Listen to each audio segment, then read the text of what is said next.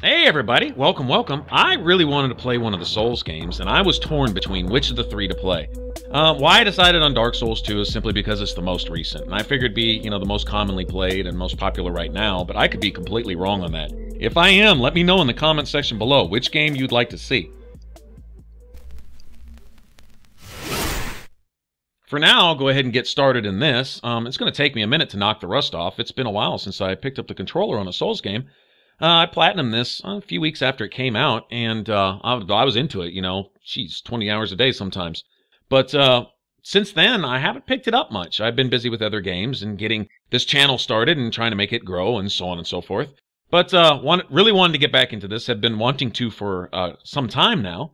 And here we go. So I'm going to start with this, but like I said, if you'd rather see one of the other two, please let me know in the comment section below.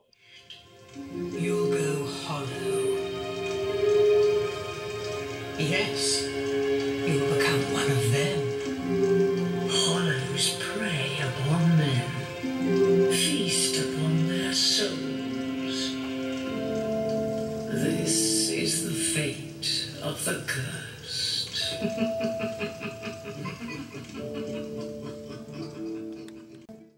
Alright, but before I can get into knocking the rust off, of course I have to do the character creation thing.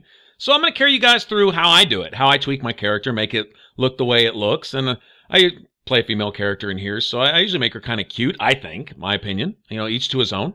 But we'll see. I appreciate your comments on that in the section below, too. Hey, I get a kick out of reading that. At least you know your own name.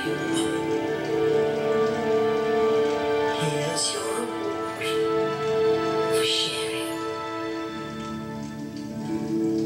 It's a human effigy. Look deep within yourself. Wahaha. Take a closer look. Very cool. I like the way they started this. Alright, so, of course, we have the, of course, anyone who's played this would be the most obvious of things. A lot of people would just skip right through this. Just pick a default character and go with it. But me, keeping RPGs in mind, I'm big on character creation. When I first picked up the Dark Souls 2, oh geez, I spent the whole first night just doing this. I don't think I actually got to the first little town there on the coast until, oh geez, the next morning. Of course, I was up all night and the next day with it, right? But I do remember my basic settings, at least some of the fundamental things I started with. I have one of two hairstyles that I really liked. It was either this one or the ponytail one. I'm not sure which one I'll go with here, but I'll give you a basic idea of how my character normally looks. For any of you that actually played this with me way back in the day when it came out, then you'll remember that my character pretty much looked like this all the time. Unless my character was hollow, then I just looked like a freaking ragged zombie. Big fan of black hair and pale eyes in most of my characters, most RPGs. Everything from Dragon Age to Skyrim to you name it. Well, except in Skyrim, I kind of like the black eye thing, because when you became a vampire, they glowed on a black setting. They were pretty cool like that. But anyway, black hair, pale eyes, right? This is the other one I like. This is real similar to the bun hairstyle from Dark Souls 1, except for it has a little stray strand of hair falling down. And those eyebrows there can be tweaked a little bit to be just a little less angry. Although angry in this game is not necessarily a bad thing. I will tweak that a little bit. I have a really good friend, a real sweetheart, who's just amazing at makeup, so once I make up my character here, I'm going to go get her opinion. Her name is Katie Nom Noms. If you haven't checked out her channel, man, check it out. She's like an artist with a makeup brush. I personally don't use makeup, but man, if I did, geez, man, this chick, she's like a Picasso, Van Gogh. Man, it's just amazing. Anyway, so I'm going to get her her thumbs up or thumbs down on my makeup job here on my character. They did include this in character creation. There was somewhat of that in Dark Souls 1, but not like this. Not like they got a little more detailed, a little more in depth here to really customize your character the way you want it to be. Okay, now you'll notice what I'm going to do is I'm going to basically puff the face out. The younger you get, the chubbier the cheeks get. All right, and the skin splotches a little bit. We'll fix that. The more to the feminine side, the chubbier it gets. See, Now we go for a very somewhat of a flatter, very rounded look, and then I can take that and I can start working it back in to where I can create sort of either a heart-shaped face or keep somewhat of the chubby cheek look or whatever. But we'll start defining this little by little, and they do give us a lot of advanced options to really tweak the outer outline of the face and kind of do a little artistic work with it. Of course, skin tone has a lot to do with appearance, so it's subtle. But say a bleached color or a very, very dark color with the same face can make that face look completely different, even though you haven't changed any of the features per se.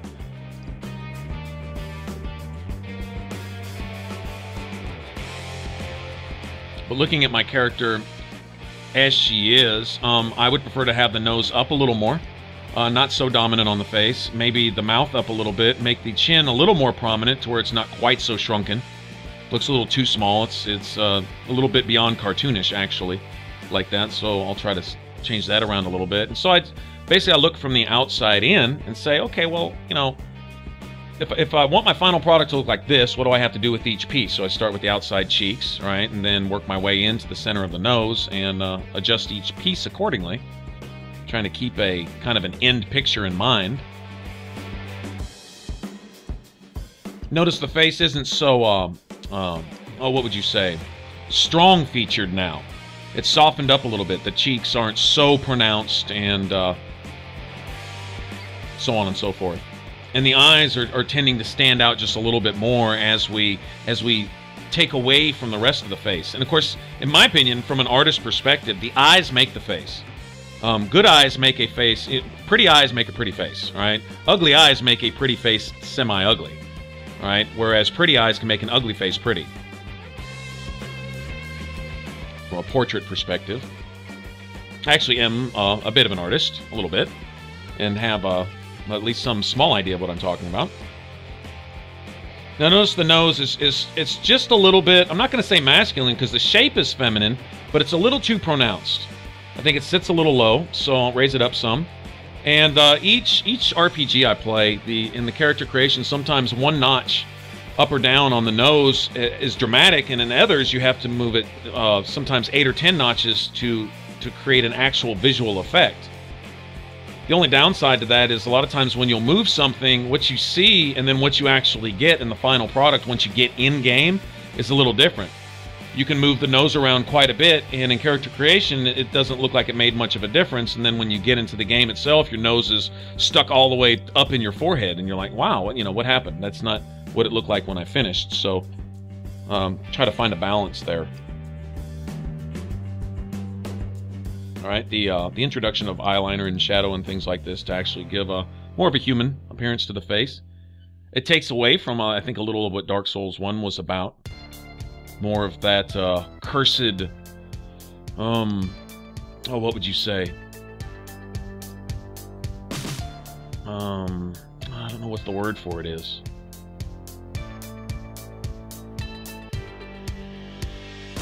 Incognito type of thing, where you're not even a number, you know, you're just another undead, and you rise from the ashes to do, I don't know, anyway, rather than get off into Dark Souls lore, I just the beauty in the facial features in this, I mean, they're cool from an RPG's perspective, but it's different from the first Dark Souls.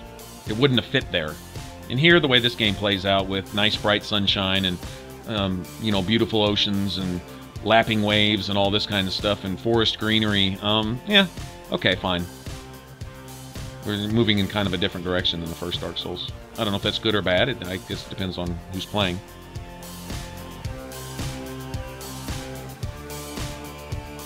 Okay, now I think the eyes are pronounced enough now, or dramatic enough to where they stand out. But now I don't want it to be so much that the rest of the face is nondescript. Now I want a little balance, so I'll go ahead and draw a little bit of attention back down towards the mouth. And this will, between the eyes being dominant and the mouth being dominant, that somewhat hides the nose. I'm not going to say hides it, but it takes attention away from it, whereas now you have somewhat of a balance in the face. Still have somewhat of the chubby cheek, the full cheek look, but there's more of a heart shape now than there was, as opposed to the lemon head shape I had a little while ago.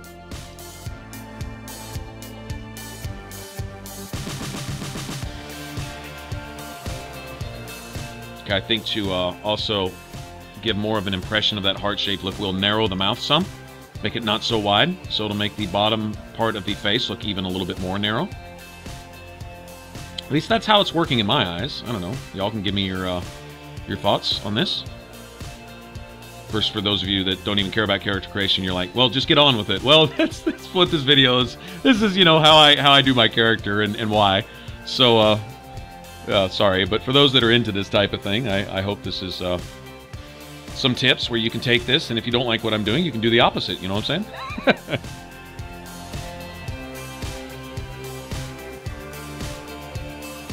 But this look overall I'm happy with, and the finishing touch is the tattoo. There is a lot you can do with tattoos in here. There's a lot of creativity. I spent several hours playing with the tattoos, increasing them as big as they could possibly get, and using just the very edge of one particular tattoo. And basically it disappears off the body, and then when you move it in place, that particular part of the tattoo, where the tattoo itself, if you were to actually put it on screen, would be almost as big as you are, right? But if you use just a portion of it, just an edge of it, you will find really neat shapes and figures within each design of tattoo that you can put into your face. And I couldn't get off into the billions of combinations you can come up with, but it's actually pretty cool. You'll get some idea of what I'm talking about here in a second.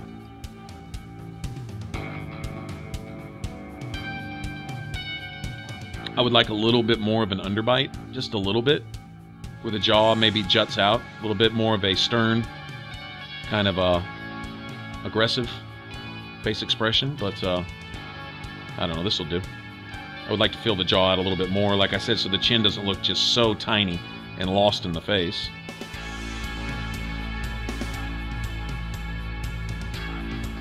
Honestly, I wouldn't mind the jawline sloping up towards the ear a little more, from the chin to the ear.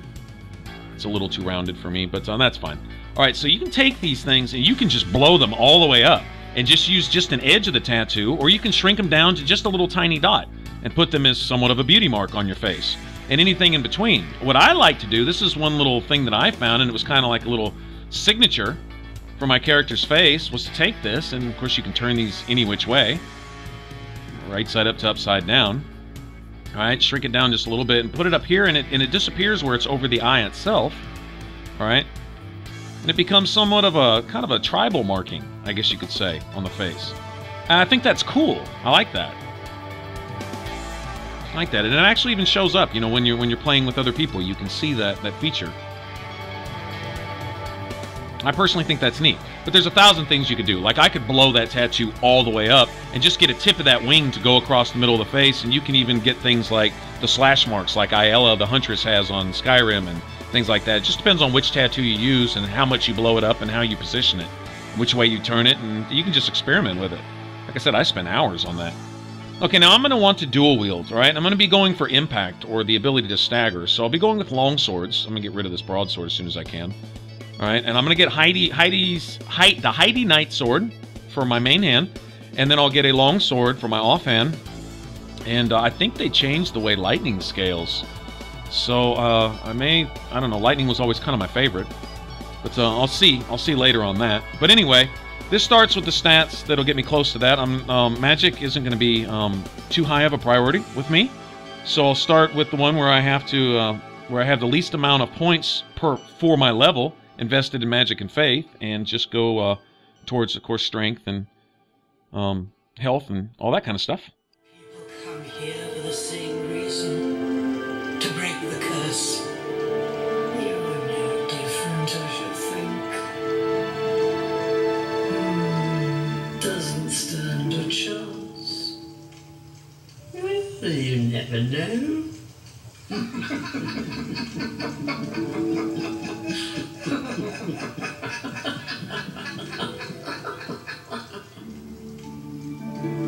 Go through the door and trot along to the kingdom. But remember, hold on to your souls. They're all that keep you from going hollow. Oh, I'll fool you no longer. You lose your souls. All of them. Over and over and over and over and over and over.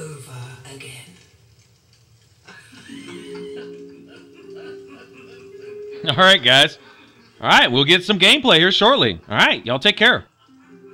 All right, thanks for watching, everybody. I put links to more Dark Souls in the top box, and for complete listings of all my videos, click on the bottom box. And to subscribe and join the Ninja Flip, smash on that button up top.